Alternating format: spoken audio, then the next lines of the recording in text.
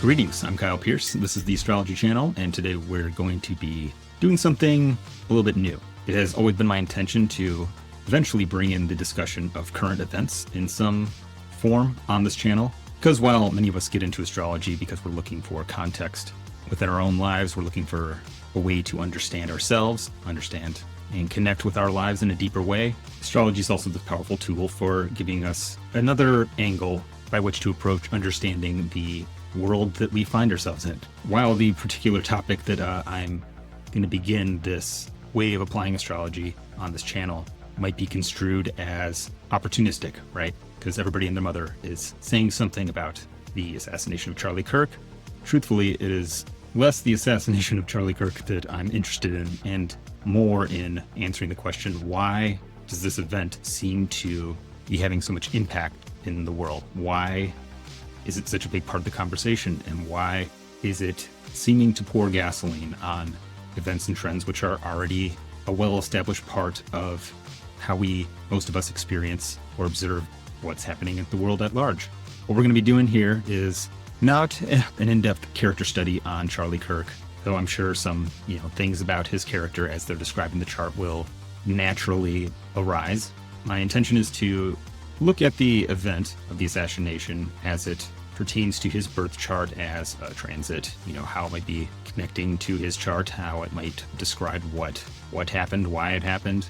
But we're also going to take a look at how his chart and this event connect to other things, because again, a lot of people get shot, sadly, in the United States, and some of them are influential figures. Some of them in the recent past have been actual elected officials, such as the Democratic state senators that were shot several months ago, which did not elicit nearly as much public reaction as Charlie Kirk's assassination. So as we connect this event to other charts and other events, and we start to build a picture of maybe how this event connects to other things through astrology, we maybe start to understand where things might be going and what this event means, or at least understand it a little bit better than you did when you started watching this video. So with that, let's get started looking at the birth chart of Charlie Kirk, who we unfortunately do not have a birth time for. So I'm just going to be using the chart cast for noon on the day that he was born on October 14th, 2025 in Arlington Heights, Illinois.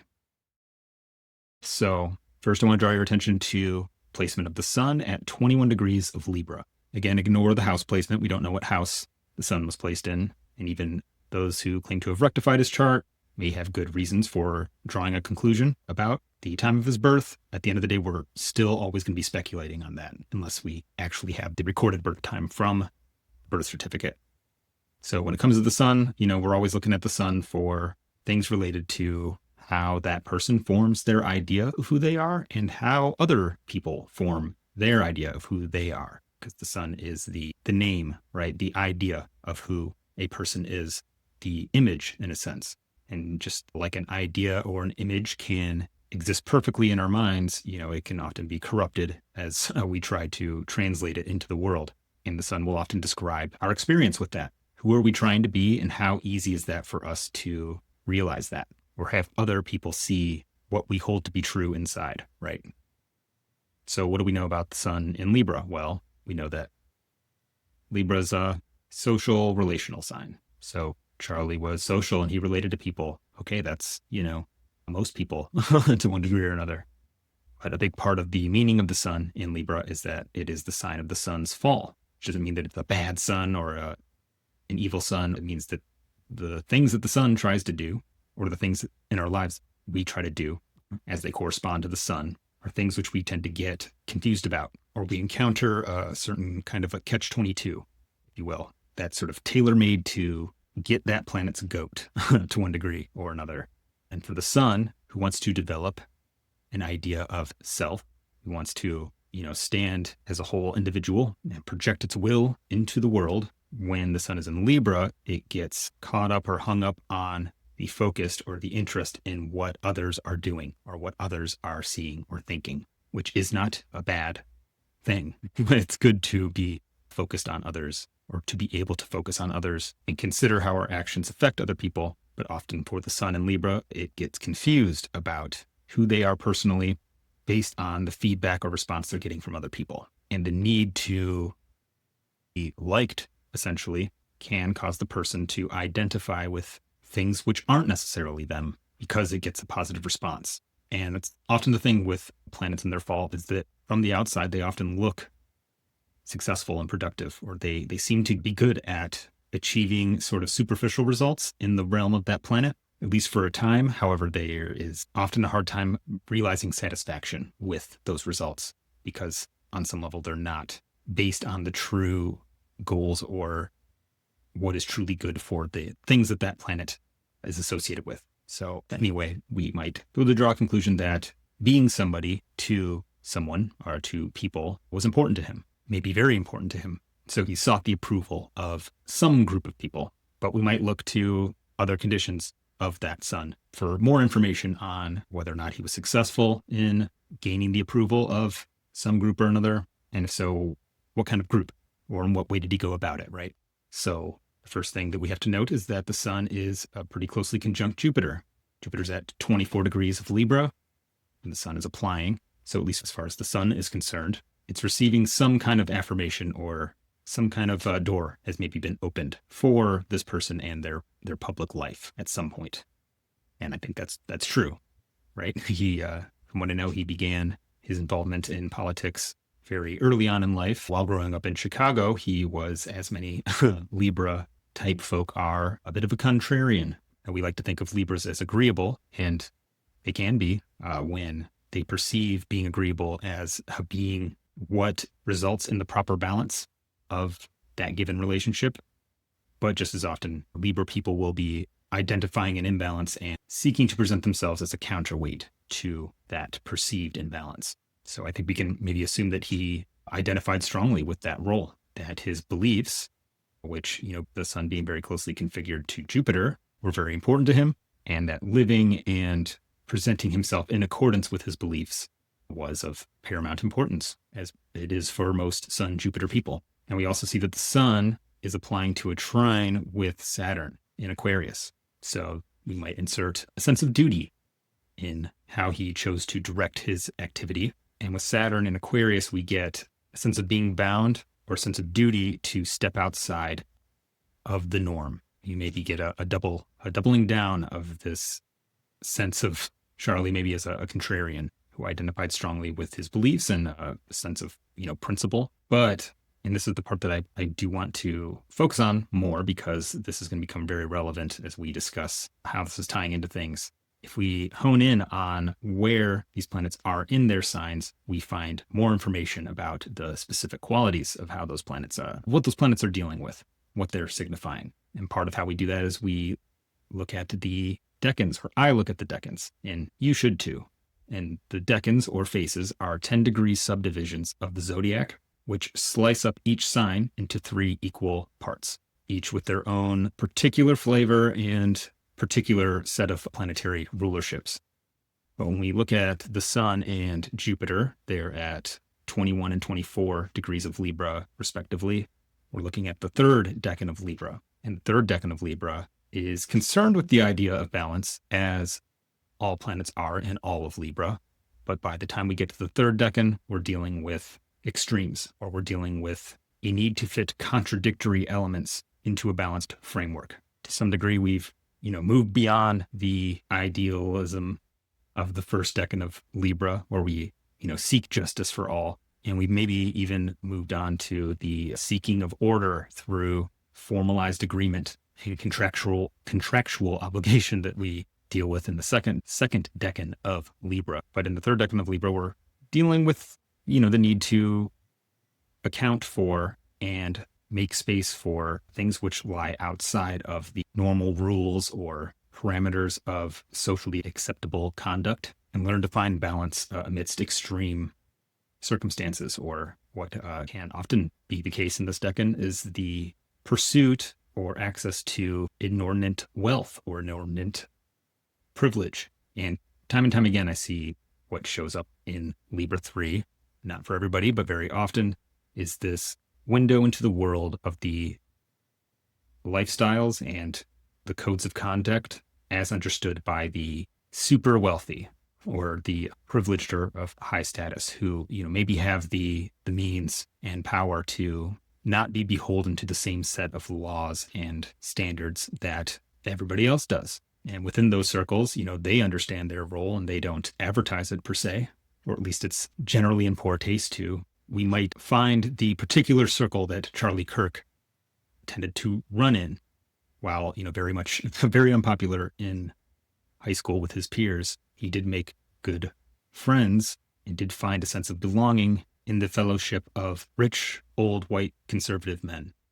That was, the people that accepted him. Maybe it's because they liked him, or maybe it's because they saw a young guy who wanted to promote conservative ideology amongst the young, wanted to make conservatism cool, which, served the interests of the rich old white men, right? But also served his need for belonging, right? And facilitated the role that he saw himself playing in the world. And I think we have to bring in some of the specifics of Saturn's placement in the third decan of Aquarius, where we're often dealing with more complex and deeply entrenched systems or relationships. In 36 Faces, Austin Coppock calls this decan the knot, this idea of something that is very tangled and messy and deeply intertwined and cannot be unraveled without considerable time and effort and care. And I think for Charlie, we see he was very much concerned about tackling a social order that's signified by Saturn in Aquarius, which he experienced as, malefic or negative, that he wanted to unravel. And he had dedicated his life to that process. And really, to move a little faster through this chart, because we could be here all day, we want to take a look at the fact that Pluto is very closely squared Saturn. So Pluto, it intensifies, polarizes. It might create a sense of obsession or paranoia around, the topics which it touches, which I think is a fair statement to say that would have been true for him, regardless of your personal stance on his beliefs. Certainly makes the knot which he sees in the world represent that much more dire of a threat, and something which he might be more willing to approach or try to tackle by any means necessary. Willingness to take extreme measures. We also have to consider also in Scorpio, Mars and Mercury, which, his thing was public debate, right? And he was known for his gotcha moments, right? Which is very Mars, Mercury, and Scorpio, kind of setting up the trap, luring you in, and then once you're ensnared, pouncing, right? For him, that was largely verbal. But we want to take note that Mars is in Scorpio and very, very strong, which is going to make Mars transits more potent, regardless of where they, what they happen to be hitting. So finally, and certainly not least important, we want to look at Venus at 28 degrees of Virgo, which is also in the sign of its fall. And like any planet in its fall, it tries very hard to accomplish what it wants, which is something Venusian, an ideal of perfection and harmony, perhaps a sense of a very rigid idea of proper relationships between people, as well as maybe between men and women. And people would be very effective in achieving very refined results in terms of perfecting the form of something. But often there's something lost in the equation that a lot of people with Venus and Virgo struggle with. In trying to achieve perfection, we lose what was truly beautiful about the thing. But we know that Venus is very important, regardless of what the rising sign is, because it rules both the moon and the sun, which represents both the luminaries, the sun and moon, which are always a big deal, as well as Jupiter. So Venus is playing a very big role. So we might think that transits to Venus might have an especially profound impact on his life. So with that in mind, let's take a look at the transits that were taking place on the day that he was shot. All right, so we'll keep this real simple because we got a lot to cover here. Let's start with just the most obvious transit in this chart.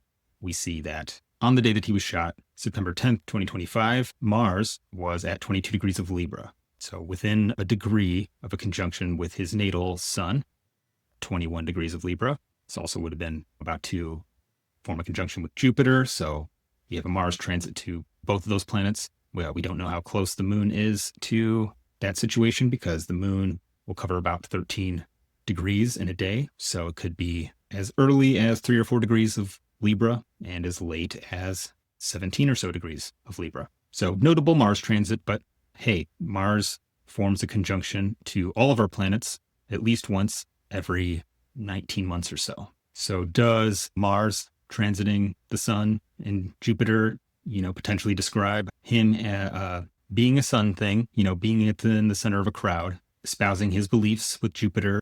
Does it potentially represent a moment where, he is attacked or more at risk? Absolutely. But that alone doesn't necessarily mean we would draw the conclusion that that's what would happen on this day. Now, if we had his birth time, we might look at how activated by timing techniques was the sun, or the house that the sun and Jupiter and the moon are in, or how activated is Mars. We might look for something like Mars being placed in a prominent part of the chart on an angle of some kind. We know that it's in its own sign. And if particularly activated, those Mars transits are going to be louder. Sure, it'd be very interesting to go, back through his life and take a look at Mars transits and see how he responded to them at different points in his life, what kind of things happened. But we're not going to go that far down the rabbit hole here today. But what else? What else is going on? Well, remember how we mentioned that Venus, which rules both the sun, the moon, and Jupiter, has a lot of influence, regardless of what the rising sign is. So transits to Venus, as well as Venus's activation by various timing techniques, might correspond with, more impactful events.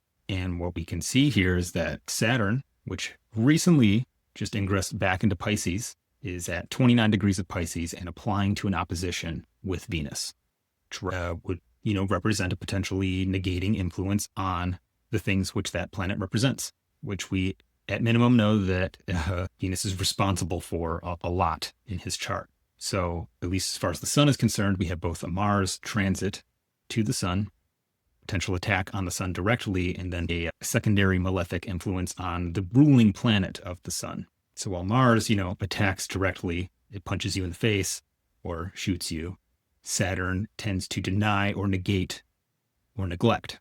So perhaps, certainly some criticism taking place, or somebody who didn't think highly of Charlie. There were many people who did not, but this could also represent, because the sun and Jupiter, potentially the moon, are all configured favorably to Saturn through a trine. This both sensitizes them to things that happen around Saturn, but it could represent a lack of support from someone or from a group that would be considered, on other circumstances, an ally, which could just be, his bodyguards not being where they needed to be at the time, or it could suggest other things, which I won't speculate too much on, but certainly represents a negating influence. And really the cherry on top, if not the whole ice cream, really has to be the eclipse, which had not taken place yet. And depending on when you're watching this video, may have not taken place yet either. But the transit that was looming in the future was this eclipse right on top of his Venus, which was opposed by Saturn. And eclipses often represent something being taken away, or especially when it's with the South Node, a sudden or notable absence. The particular significations of the third decan of Virgo, where the eclipse is taking place, and where Venus is, as well as the third decan of Pisces, where Saturn is, there's some profound themes around the end of things, either the end of the physical body or the final result, when a desire has been pursued to its ultimate end. And the question, was it all worth it, is asked, or, what remains after the spirit has left the body. And I do find it interesting that a lot of the conversation at the time of recording this surrounds Charlie Kirk's legacy. And legacy is very much one of the main topics of concern in the third decan of Virgo. So it's represented by the Ten of Pentacles card. And a lot of the images associated with this decan are surround mummies and, dead things, but in a sense, living things which have been reduced to statues. There's a concern with preserving things so that they last beyond the time in which, the spirit dwelled within the thing we're trying to preserve. So I would expect some significant events or developments maybe around both his public legacy, but as well as his organization, which he had turned into quite a powerful political machine. And I believe his wife is intending to take over But that'll be certainly something to watch, whether that is indicating more specific and significant events in the future, or because of the way eclipses work is they kind of have this time frame under which they work. And sometimes you'll see the significations of the eclipse playing out before the actual eclipse event itself, and sometimes well after. But there's a big red target painted on the last degree or two of Virgo, as well as Pisces. And the eclipse taking place there signifies in a more general way something which has been long enduring and perhaps, held together through careful arrangements, potentially having an important piece in that arrangement removed, which causes its collapse or disintegration. The image that came to mind for me recently in a conversation about this Decan and this eclipse, if you've ever seen the movie Weekend at Bernie's, where the two young gentlemen are staying at Bernie's house. Bernie's a rich guy, and he dies suddenly. And for various reasons, the two young gentlemen decide to prop Bernie up and carry him around over the weekend to make everybody believe that he's still alive, which, fantastic movie. If you haven't seen it, go watch it. But this is maybe suggesting that which has been propped up and been given the appearance of life and vitality, potentially being revealed to be in a state of decay. You might be able to prop Bernie up for a weekend and get away with it, but eventually, his skin's going to start deteriorating. He's going to start smelling bad. Parts of him are going to start bloating and falling off. So we are reaching the end of the Weekend at Bernie's. And I'm, curious to see how that applies both to Charlie and what, remains of his life, because our charts continue to work even after we aren't around. Things which are associated with us, still carry their relationship to us in our lives. So major transits, even post-mortem, will often have profound impact on the things of us which remain. Finally, before we start tying this back into other charts, I want to revisit Mars. I think we may find that Mars's position, as well as its configuration to other important charts, is perhaps telling us quite a bit about this event and its significance. So as previously discussed, Mr. Kirk had been in the midst of a transit of Mars to his natal sun at the time of his death. And, big deal, right? We all have Mars conjoining planets in our chart on a regular basis. And, most of us don't get shot when that happens. And again, without the birth time, we don't, see other activations or know how other things might be lining up timing-wise to more or less open the gates to this Mars transit. But we have to assume that it's important because it does quite literally describe the event in question. And if we take a look at the chart for the moment of the shooting in question, which we would cast for September 10th, 2025 at 12:23 p.m. in Orem, Utah, Mars is showing itself to be quite important in the chart for that moment. We get 20 degrees Scorpio rising, which means that Mars, which rules the sign of Scorpio, is serving as the primary significator for what is arising in that moment. Now, obviously, Scorpio rises once every day.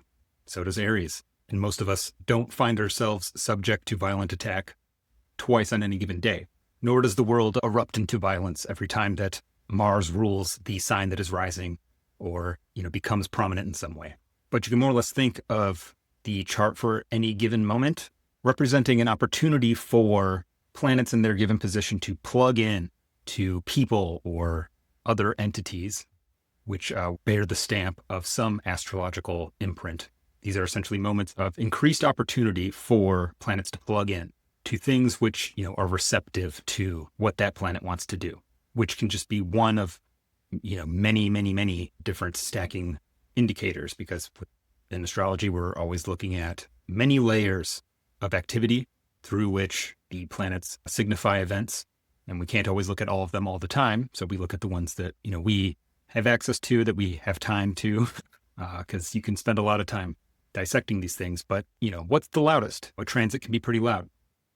And in a sense, this chart is telling us that Mars signifying the topic in the most specific way is something we need to pay close attention to maybe help us understand what's going on here.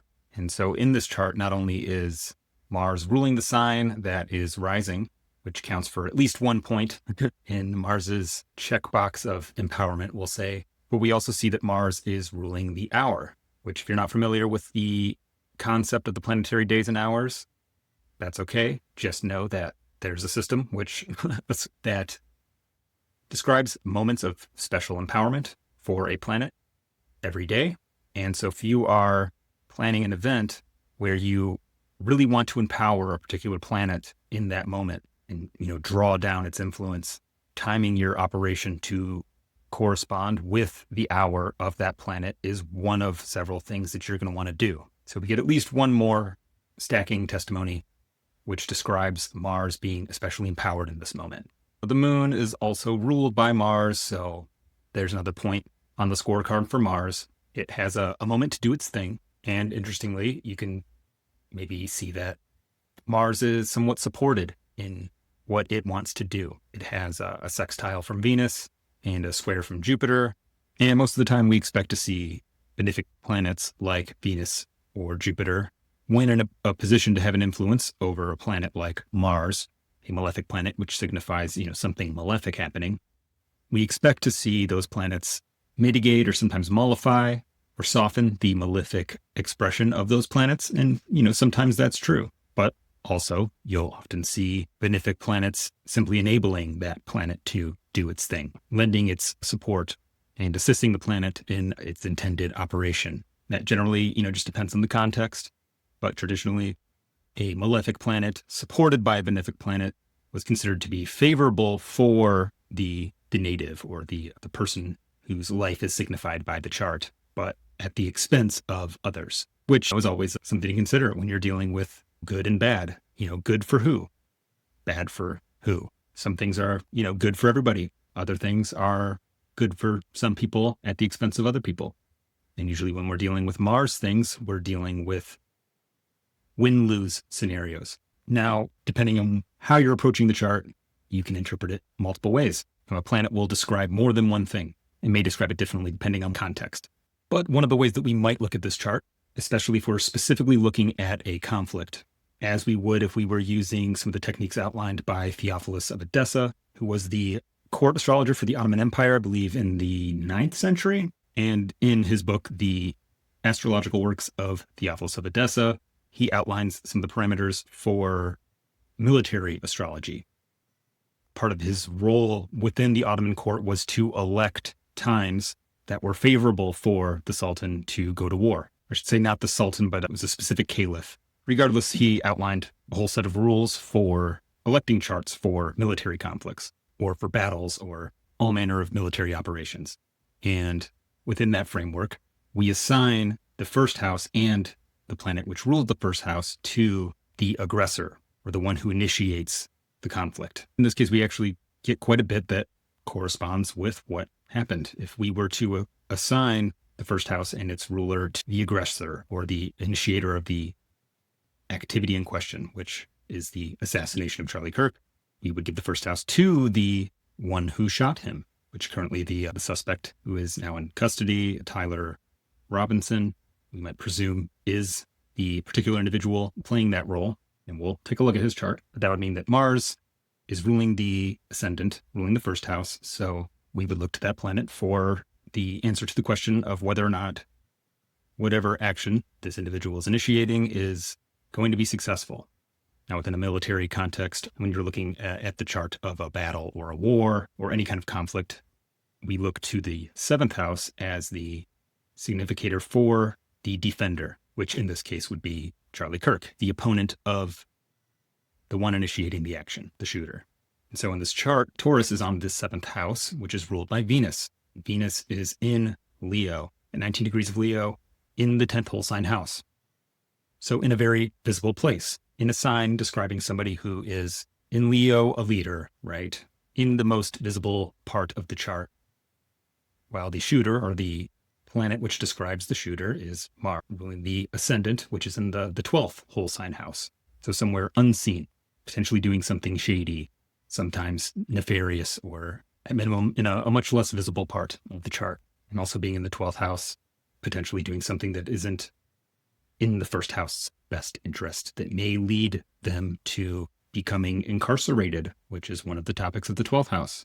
So in this context, how do we identify what of those things will come to completion, right? And we see that Venus, which rules the 7th house, signifying Charlie in this context, is applying to a sextile with Mars, which, a sextile is a favorable aspect. So is it describing the shooter and Charlie, becoming best friends? In this context, no. In this context, it might be more accurate in describing that whatever Mars is trying to accomplish with the 7th house will come to completion. Venus is in the very visible part of the chart in a sign that speaks to visibility in Leo. So right there where Mars can see it. It's also notable that Venus rules the sign that Mars is in Libra, which means that there is reception between Venus and Mars, which means that something will manifest as a result of the union of those two planets, of the interaction between the two. You could also say that, Venus is hosting Mars in that sign. Venus is supplying Mars with the topic, with the reason that it's doing its thing, which in this case, the reason that the shooter is hidden on the roof where nobody can see him is because Venus, Charlie, is there in a very visible place.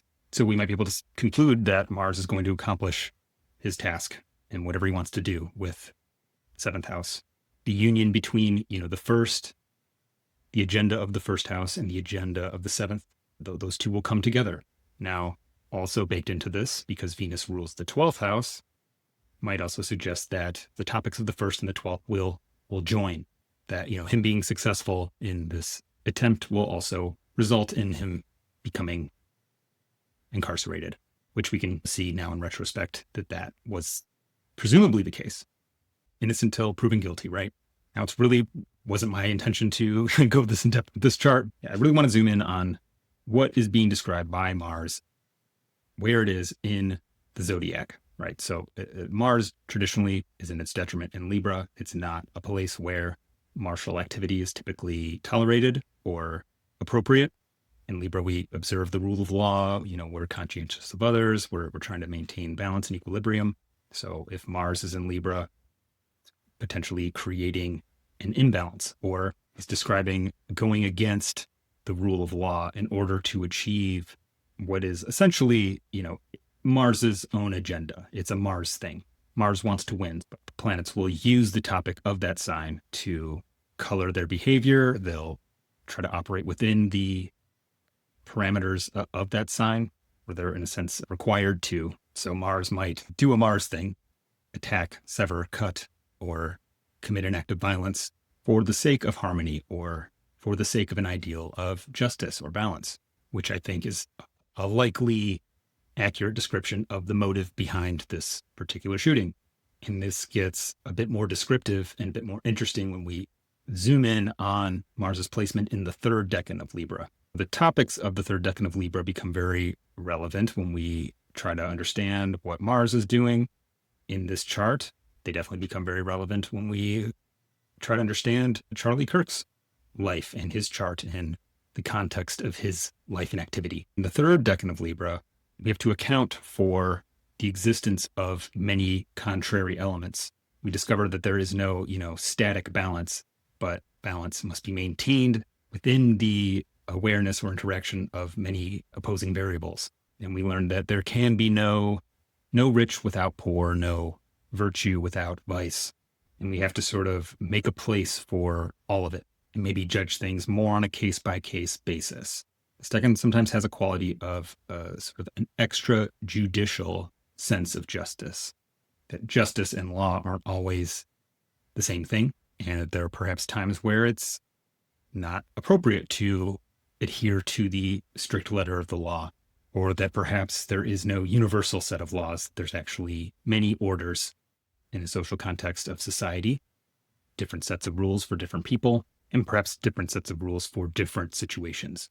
And one of the recurring themes that I have found in this decan is a lot of situations which describe the social environment of the elite, if you will, or the super wealthy, who by virtue of having access to a much broader landscape of experience and a wider palette of vice and virtue from which to partake, that it sort of comes with its own set of social expectation and conditions for what is considered appropriate conduct. This is not an endorsement or condemnation of that paradigm. It's simply what is described there, or one of the things which I have found to be described there.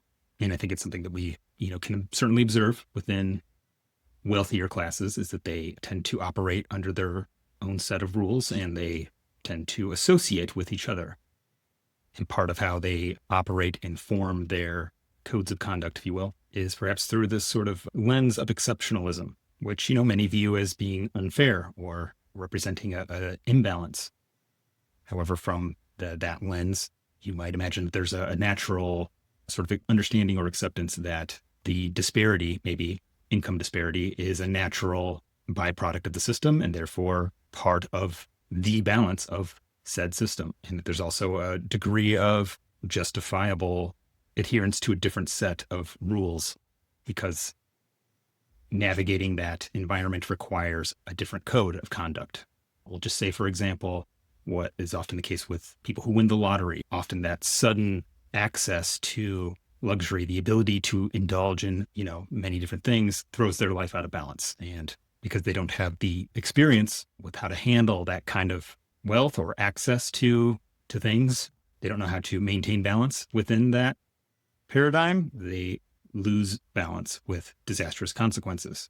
Again, that's not an endorsement of that worldview. It's just what is described. And so often when I've seen planets in this decan, in the third decan of Libra, I'll see experiences around encounters or access to that sort of elite echelon of society, or of the mega wealthy, right? Which in the case of Charlie Kirk, that was the sphere in which he operated. That was to a large degree, the people that supported him, at least initially. And more broadly, within the context of that decan, there is an encounter and a need to make space for more extreme beliefs, or more extreme behavior, or more extreme social views, perhaps.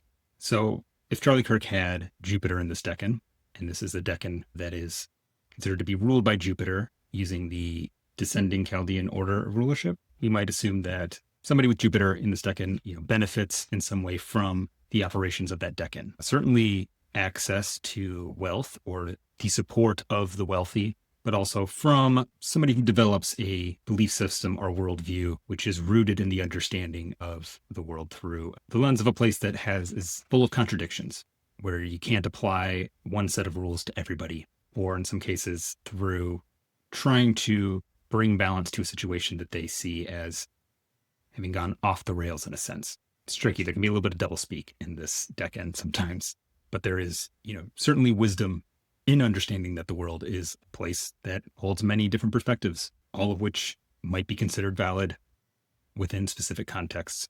But when we consider Mars operating in this decan, which might suggest a more intemperate approach to the activity within this decan, as well as maybe more hostile viewpoint towards some of the extremes, the extreme perspectives which can be found there. And I'd actually like to read an excerpt from Austin Coppock's 36 Faces, which is a fantastic book. Whenever he comes out with the second edition of it, I highly recommend that you get a copy. So just note that Austin Coppock calls this decan the gyroscope.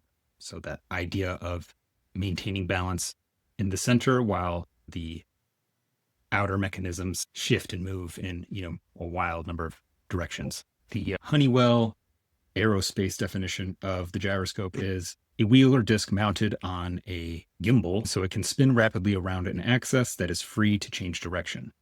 The angular momentum of the spinning rotor causes it to maintain its attitude even when the assembly on which it's mounted is tilted, which you might be able to surmise that this is a rather apt symbol to use for this decan. So you kind of have built into it the idea of maintaining balance within a potentially imbalanced or volatile environment. But I want to read just the paragraph that he wrote about Mars in the third decan of Libra, which is meant to describe the experience of individuals born with Mars in Libra. But I think if we use our imaginations a little bit and apply the themes that he describes in a more general sense, we might get a sense of what this Mars does in the world when it signifies events. So Austin Coppock writes, "Those born with Mars in the third decan of Libra strive toward equilibrium in their actions, but are possessed of immoderate passions and intemperate lusts. These desires may lead them outside of their own ethical code. and the natives may incur the wrath of those they wrong or offend. Mars's red light illuminates the punitive aspects of this face, for these natives tend to draw the Fury's wrath on themselves, and are themselves capable of great ferocity towards those they judge irredeemable. Now, I find that statement at the end, ferocity towards those they judge irredeemable, quite compelling, because I think it rather describes quite well what both the maybe motivation behind this particular event. I believe the suspected shooter in the texts were allegedly sent by him to, I think, his roommate, significant other, was something along the lines of some hate can't be negotiated away, or this idea that to him, Charlie Kirk was somebody who was so offensive that he judged him irredeemable. And I think probably the same attitude can be attributed to those on the other side who support Charlie Kirk, and what might be being described as maybe a more general social environment in which the opposing sides no longer see each other as redeemable. And I think we can see that in the environment, in the response, in the calls for punitive action, and sense that many are willing to throw the usual rules, the normal social order out the window in order to punish the other side or to eliminate them from the equation, right?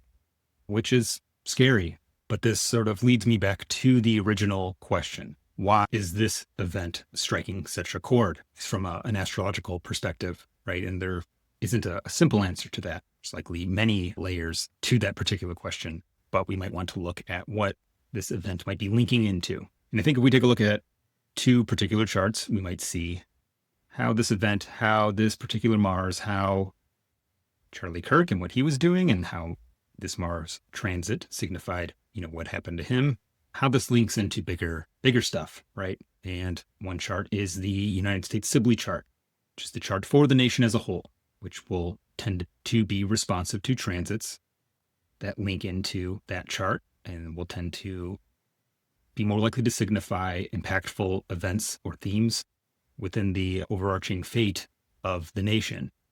And then the other chart I want to look at as it pertains to this event is the chart of Donald Trump. Traditionally, when you didn't have a chart for the nation itself, or even if you did, you would always also want to look at the chart for the leader of the nation, because the leader's fate, the leader of a nation's fate, is always deeply entwined with that of the nation, and vice versa. The fate of the nation is very much subject to the influence of the leader, right?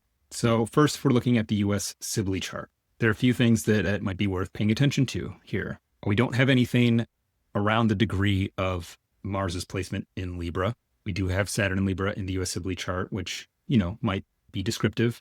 Certainly, Saturn and its exaltation in Libra in general, and at a baseline at least describing the nation's approach to the idea of law and order. It is one that is at least ostensibly democratic and intended to be fair. But I think what is maybe more interesting and worth noting right now is how this Mars transit, Mars at 22 degrees of Libra, and maybe somebody with a planet very closely at 21 degrees of Libra or so, would be in a very close trine with Mars in the US Sibly chart, which is placed at 21 degrees of Gemini. As some of you might be aware, there's been much discussion within the astrological community around the historical pattern around the United States and its Uranus returns. In the US Sibly chart, both Mars and Uranus are in Gemini. And so far, the historical pattern has been that every time Uranus has been in Gemini, which occurs roughly every 80 years or so, the United States enters a major war. First one being the Revolutionary War, the war which was necessary for the United States to become an independent nation. The second being the Civil War. The third being World War II. And then, as many astrologers have been anticipating for years, we're expecting the United States to be involved in a conflict of some kind at some point during the Uranus return of the United States. And this is largely due to Uranus's co-presence with Mars, which is the most angular planet in the US Sibly chart, which we might see as describing what has often been an aggressive or warlike nature amongst the United States. Mars is in the 7th house, and historically the United States has not played well with others. We've traditionally been an isolationist country, which Mars in the 7th in the natal chart often describes. Mars isn't particularly helpful for forming equitable relationships between peers in the seventh house. And, the United States' history with alliances has tended to be, when they existed, ones where the U.S. was in the senior role or more dominant side of that partnership, which I think we can say has been the case with the U.S. and its ongoing role in the world order with NATO, which many are anticipating that the U.S. will likely no longer continue to be part of NATO in the near future, perhaps while Uranus is in Gemini. I don't know that that's going to be the case, but I would say that there's strong testimony that that could be the direction things are going.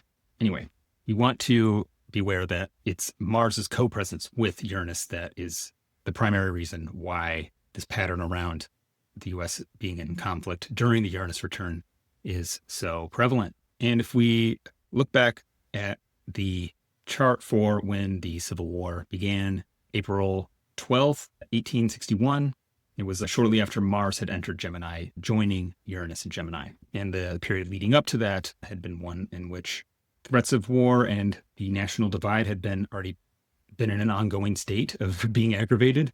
So we might expect Mars transits to the natal position, or the position of Mars in the US Sibly chart, now that Uranus is in Gemini, at least for the time being, as being points where we might see increased national division. And so when we see Mars in this close trine with Mars in the US Sibly chart, you might not be surprised when we see that significant Mars-Shoal events that take place around this time would be ones which would cooperate with what is already sort of built into what the US Sibly chart describes for the US. That at times when that placement is activated are times when the US is more prone to conflict, and sometimes that conflict may be directed inward. So I'm not saying that we are headed towards civil war. However, this does look like a movement in that direction, a period of increasing national division. And this is in part because if we look at the chart for the current leader of the United States, President Donald Trump, we might want to look at placements in his chart which are connected to that Mars placement. We do find a pretty notable one. We see that he has the sun very closely conjunct Mars in the US Sibly chart. He has the sun at 22 degrees Gemini, which is also very closely conjunct the North Node, as well as Uranus. And the sun rules his first house, so it describes him in a more personal, direct way. So it might not be unreasonable to expect that Donald Trump, as an individual and in his role in the world, particularly as a leader, as a solar figure, might be tied into the Mars-Shoal significations of the United States. That what that Mars wants to do is something that Donald Trump might cooperate with or be tied into in a more direct way. The fates of the nation and him as an individual are intertwined on that point. Now, we also see that Mars transiting at the time of Charlie Kirk's assassination is very closely trine Donald Trump's sun, as well as Mars in the US Sibly chart. So perhaps somehow this moment is cooperating with what the sun in Donald Trump's chart wants to do, or what he as an individual wants to do. And I think that it is noteworthy that shortly after the assassination of Charlie Kirk, Donald Trump addressed the nation in no uncertain terms, describing the radical left as being a threat to the nation as a whole, and generally, we'll say, spoke directly to the divide in the United States, and we might say took a specific side, and perhaps further solidified the divide, exacerbated it through his speeches. Now, before I wrap up this segment, I want to take one moment to just talk about the third decan of Gemini, which is both where Donald Trump has the sun in his birth chart, it's where Mars is placed in the United States Sibly chart, and is where the suspected shooter, individual who assassinated Charlie Kirk, Tyler Robinson, has Saturn very closely conjunct both Donald Trump's sun and the United States Sibly chart, Mars. And the third decan of Gemini describes situations where two contradictory possibilities can no longer coexist, and one must be chosen. you'll see this decan showing up in situations or in the charts of people who have a role in, we'll say, not necessarily initiating an event, but sort of knocking over the first domino in a series of events, which result in a more decisive and impactful scenario. Gemini 3 is a decan which has very consequential and decisive stories attached to it. And people with placements in that decan often find themselves having to make choices which are of greater consequence, that which once making the choice, there's no turning back. And you'll see repeatedly the sort of choosing sides or being torn between two sides, the tension of which ultimately has to be resolved in one way or another. To, wrap it all up in a bow and answer the initial question posited at the beginning of this video is, why does this event seem to matter? Well, because it's super tied into stuff that already wants to happen. And I cannot claim to know specifically what is going to happen over the next several years. I have some ideas, theories perhaps, but what is certain is that we are in a period of time where there are contradictory elements that exist within the world, within perhaps more specifically the United States, that can no longer coexist and have to be sorted out. Decisive direction has to be chosen, which for the United States comes with conflict. Will that be external? Will that be internal? I don't know. Kind of looks like internal, maybe a little bit of both. I don't know what the scale is going to be, but if this event and the social and political climate, which has given rise to, or perhaps inflamed, says anything, it's that, we're moving in the direction of some sort of internal civil conflict within the United States that is likely to unfold over the course of the next 5 to 8 years or so. I think the main conflict is going to be taking place throughout the rest of the 2020s, and probably in the 2030s is when we'll see what shape that's going to take in the future. And historically, that's been one that has been more stable and a better situation for Americans as a whole. We'll see. It's not my intention to frighten anyone, but this is, you might say, part of the plan, right?